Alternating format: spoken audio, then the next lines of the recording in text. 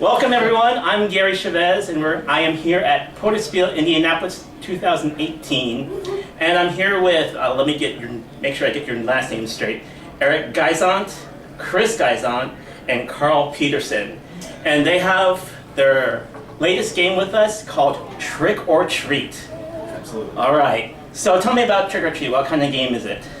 So Trick or Treat is a family game that we created. Actually, we went to a Protospiel up in Madison, Wisconsin a couple years ago, and we had brought a much more complex game to play, and that we knew there was a representative from Hasbro that was there.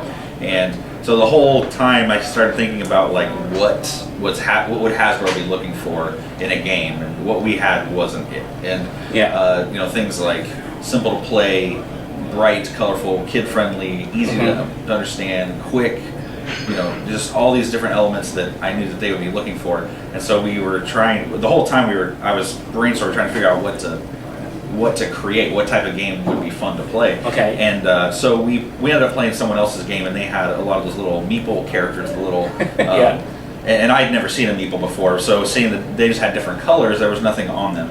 And then, but for some reason, one set had black ones, and they had little skeletons on there, which and I thought that really caught my attention, and it just kind of hit me as we were on our way out. I was like, why don't we make a trick or treating game? Because we looked up all the other meeples and how they had different characters, and so we considered them different costumes.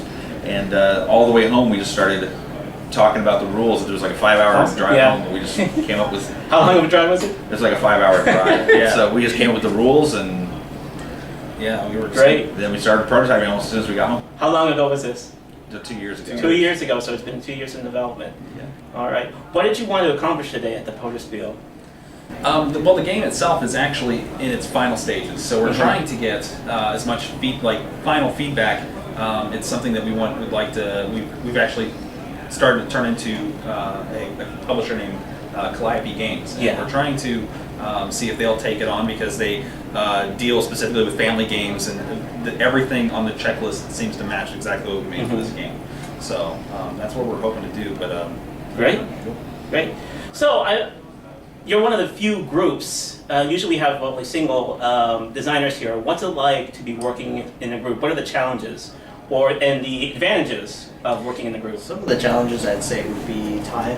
Just getting our schedules locked together to play test or come up and have meetings about ideas or new ideas and things like that. Sure. I know Chris can attest to a lot of the benefits to it. Right. I think the thing it is like what you'll do is we'll come up and meet together, and we'll come up with a bunch of different things we want to do with the game. And then one of us will just take it and run, and I'll take all. It's like, okay, so we kind of want the layout to look like this. All right, and then I'll just go home, and for a week I'll just work on it, and create the tiles, create the artwork and stuff like that. Then throw it together and be like, and then next time we meet, what do you think of this? Okay, and then we'll make changes from there, and then go back and do the same. How often do you meet?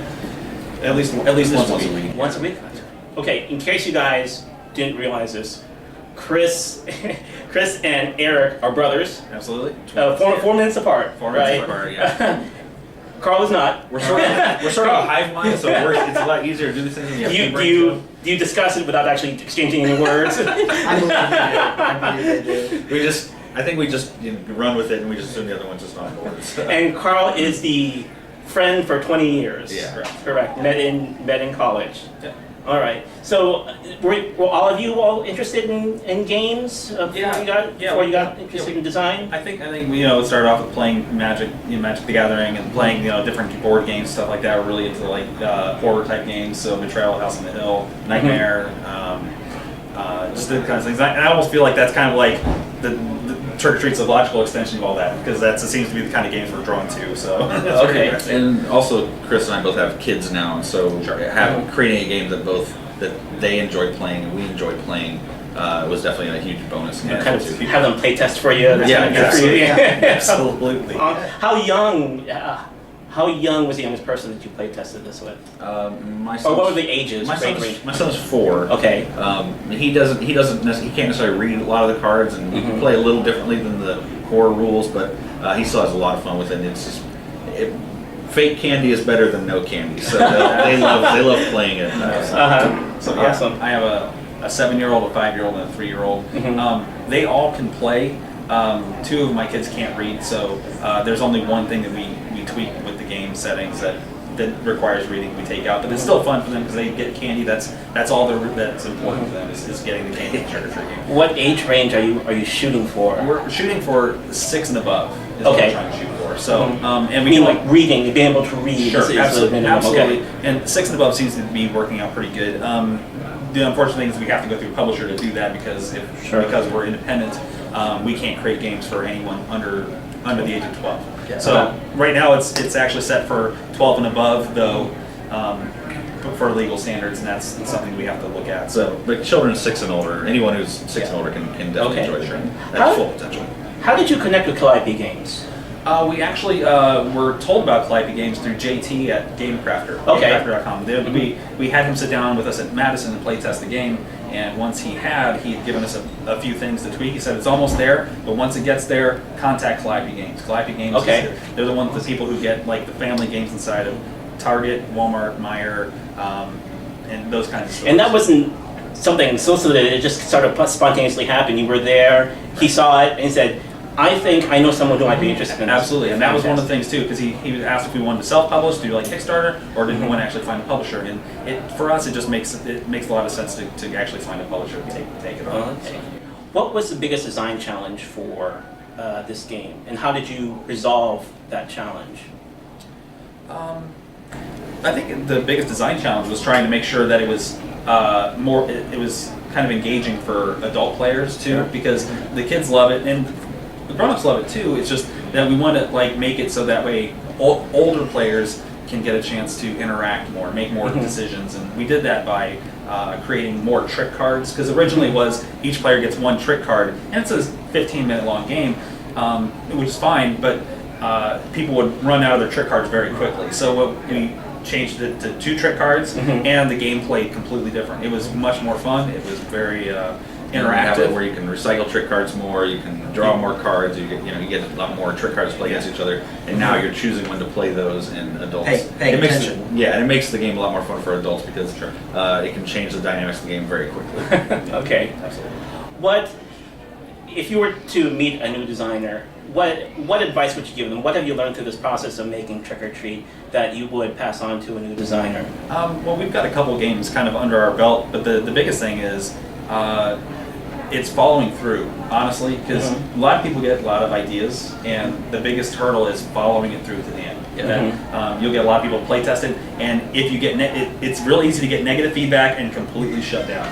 Oh, yeah. Because and it may not be negative in the fact that like this game is horrible, or whatever. It's like people will give like constructive criticism, and people sometimes take that to heart. It's like You I'm may be close to this. so invested in Yeah. your own design, your own mechanics that if someone tries to bring it up to you, you can be like, oh well, I don't want to do that, or and Sure. just be like, this is stupid, I'm not doing it anymore, or get to the point where you're so rigid that other people may be trying to show you what is legitimately something that's wrong with your game, and you, by not listening, you could be hurting yourself that way too. Yeah, to piggyback on that, just so don't be afraid to try some of those design changes.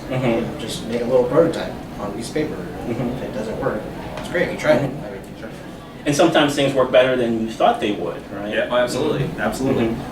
Yeah, that was the biggest thing. Was like we kept hearing people say like, "Oh, there's not enough decision making." And first we're like, "Well, kids don't make a lot of decisions. How much decisions do you really make in Candyland?" And then it was like, but then JT came to town and he made it, because we were kind of against that. It was like, who cares about the decision making? But then it was like, your target audience is family, not kids. Sure. It was like, oh, I got it. Okay. And it was one of those things like, until he said that, it was we felt that pushback, like I think we know who we're marketing to, but then it was like, oh, we don't know who we're marketing to, and then after that it became very clear.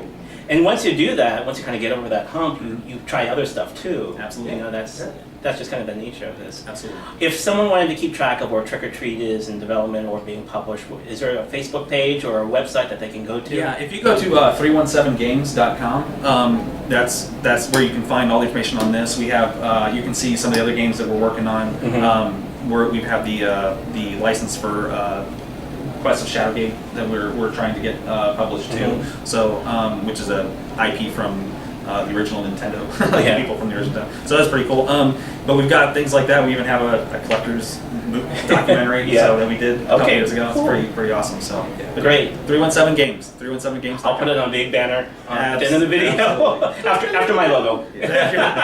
Sure. Well, I've played it, and I have an 8 and 4-year-old, and I know both of them would just love it. I mean, the pictures alone and getting candy, I think they would enjoy that. I have to help the 4-year-old a little bit, but you know, we're not looking for X's and allies, you know, to play with the 4-year-old. Sure. So yeah, this is something. I mean, I would recommend. It's very polished. I mean, that from a design standpoint, I'm sure a publisher would have their own input. But from my perspective, it's a great game. Yeah, and with this game, every day can be Halloween. Every day can be Halloween. Absolutely. All right. Okay, so let me just get it. There's a trick. It's called Trick or Treat. What's the tagline again? Got candy? Got candy. Awesome. All right, Eric, Chris, Carl, thank you very much. Thank you. Thanks for having us out. All right.